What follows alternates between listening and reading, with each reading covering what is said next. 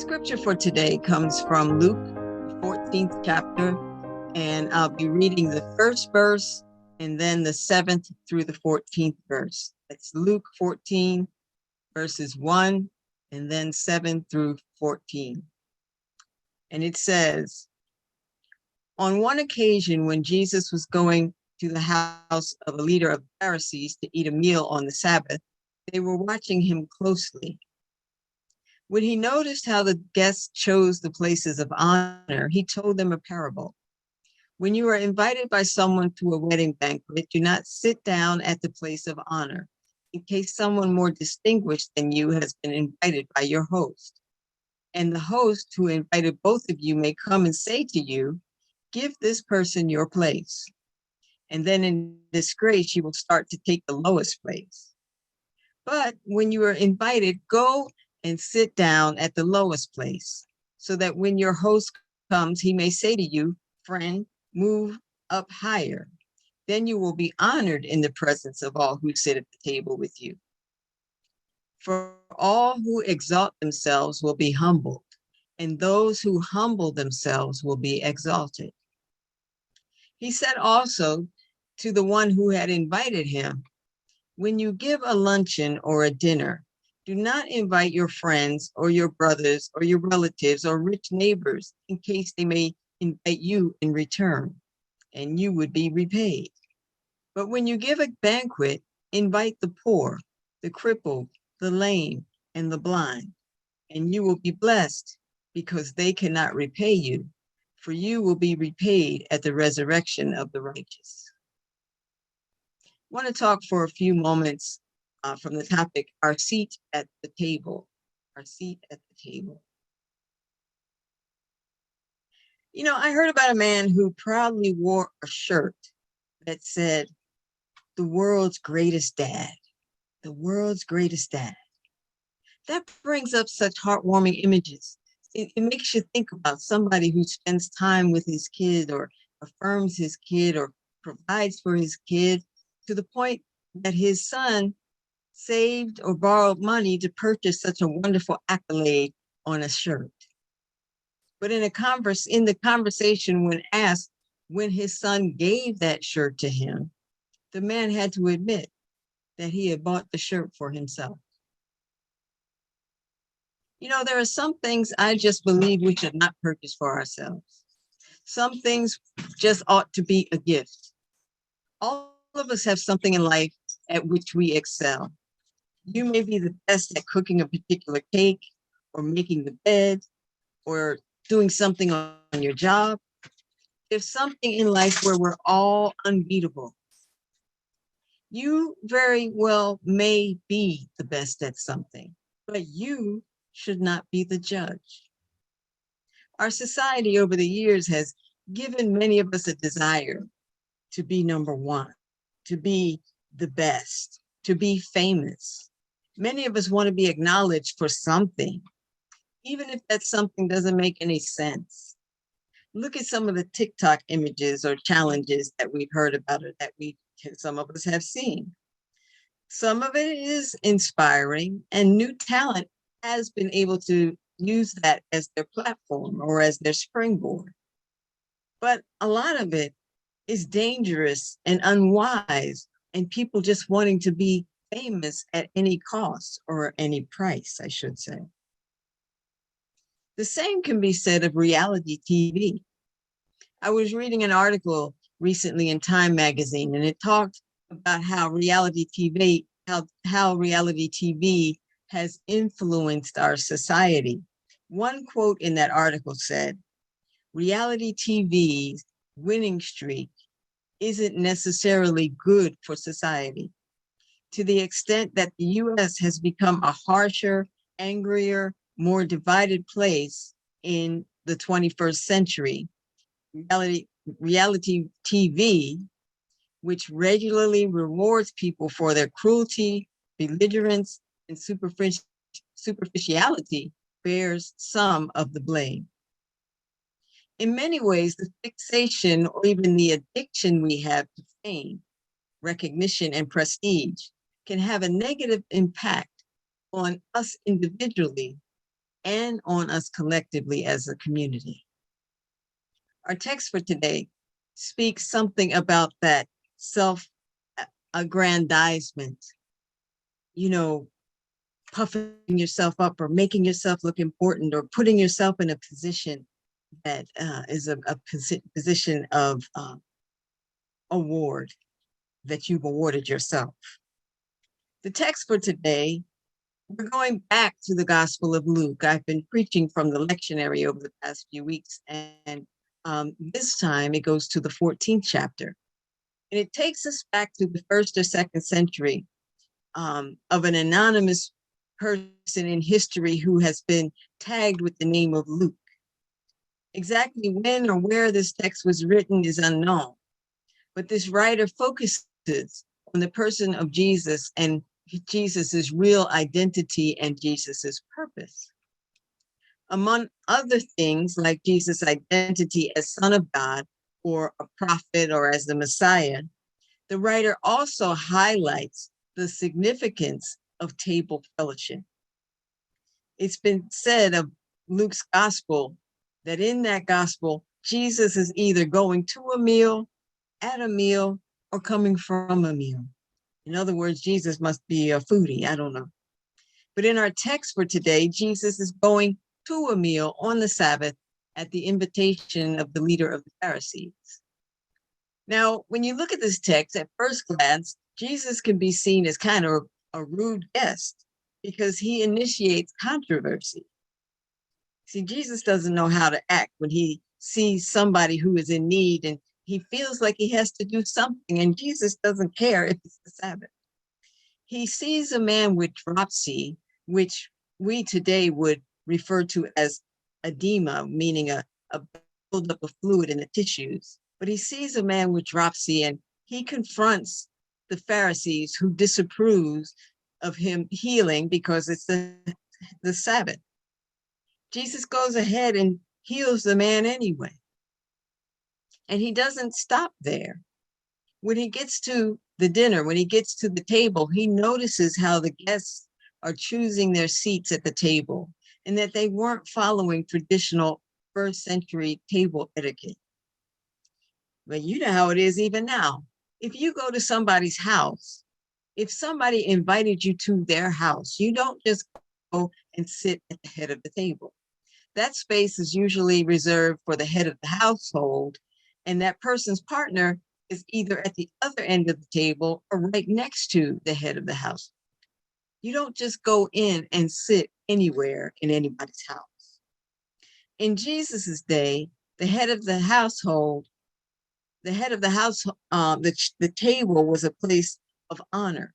It was, first of all, seated by the head of the household or the person in charge. And then it was followed by relatives and then influential people or rich neighbors.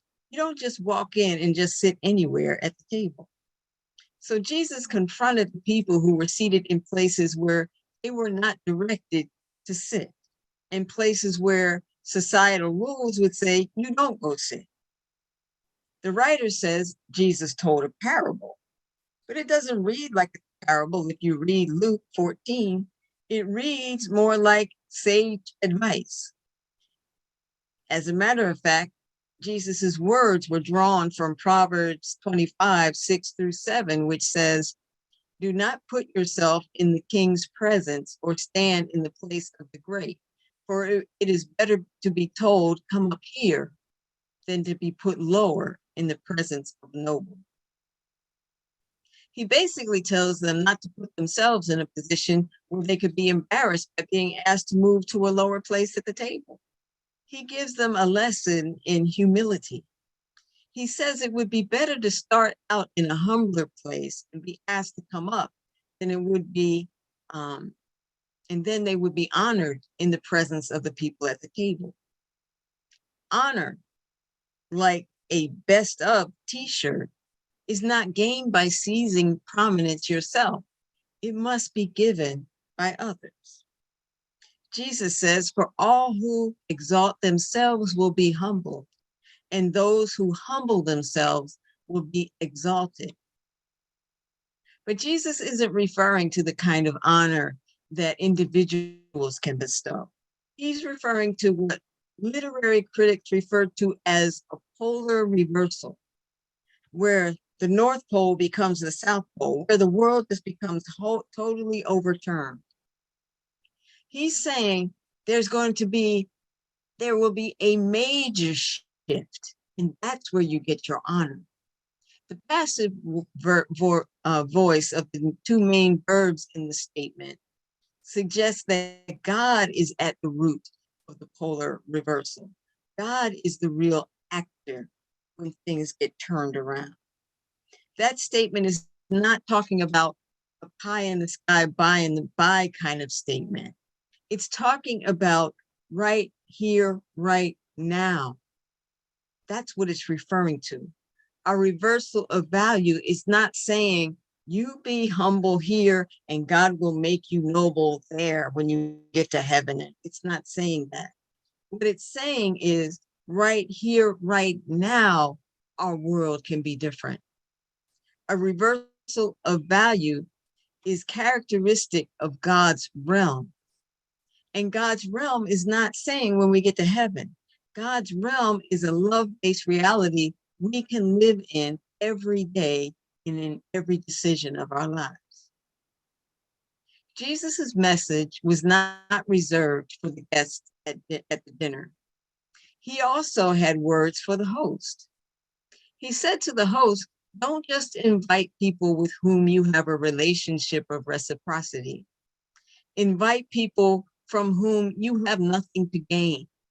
He said, invite the poor, the crippled, the lame, the blind, meaning invite those who have no glorified place in society.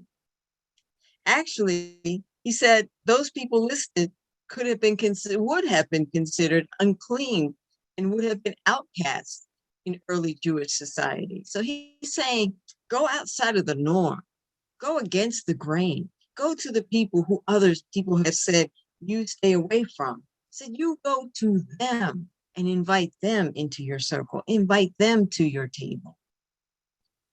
Jesus was not just teaching etiquette, although even etiquette is more than what most of us think etiquette is.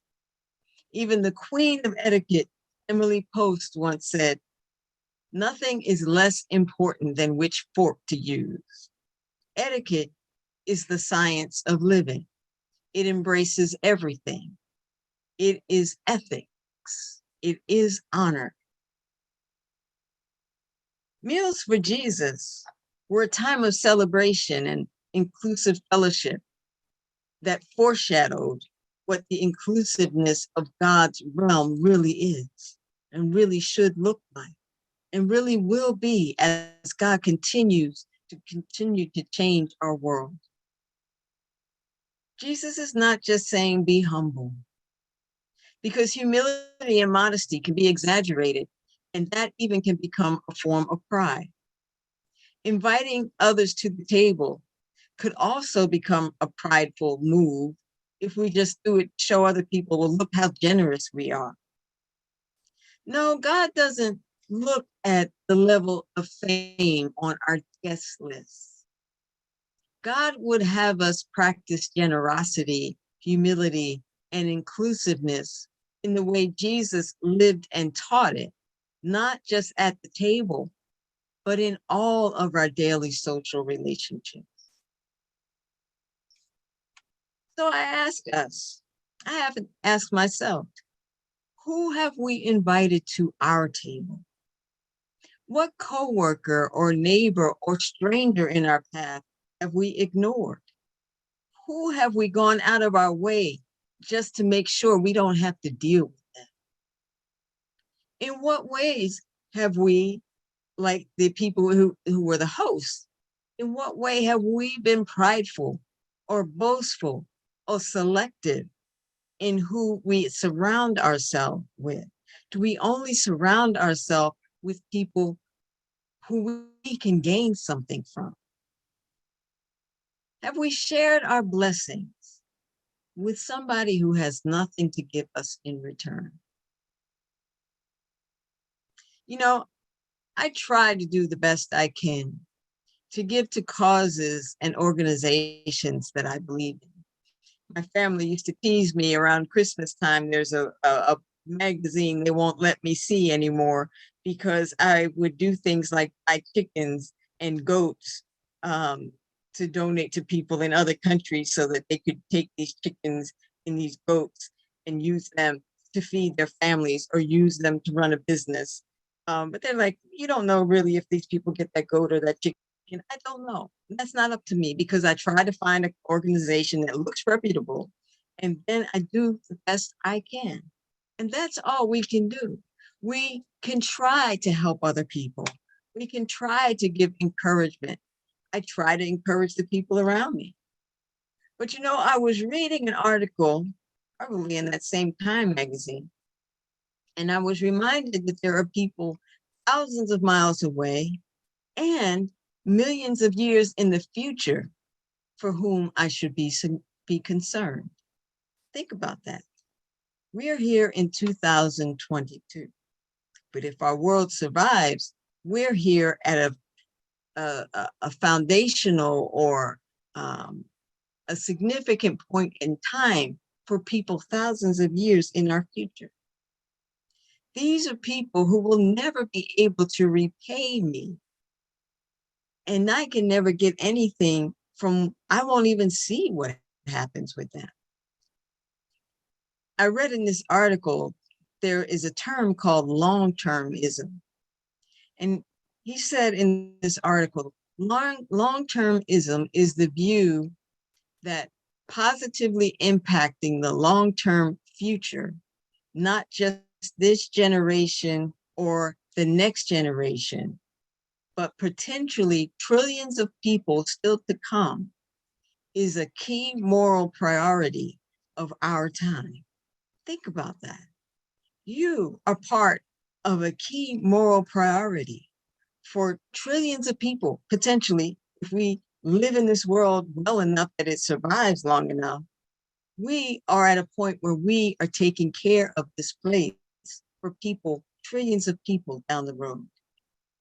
That means we need to care about things like climate change. We need to care about things about how we use our natural resources, how we clear out the forests and what happens with nuclear weapons in our world. We have to not worry, but care about these things and make choices and make moves and make connections and share information to help people recognize that what we do right now is not just important for the people at our current table, but it's important for people at our tables down the road. People will never meet.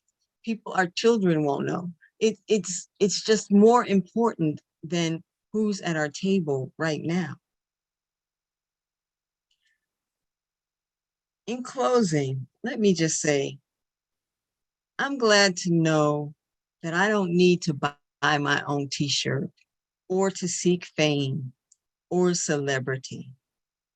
My value, your value, is measured by the fact that we are affirmed by a God who knows us and who loves us and who provides for us every single day of our lives.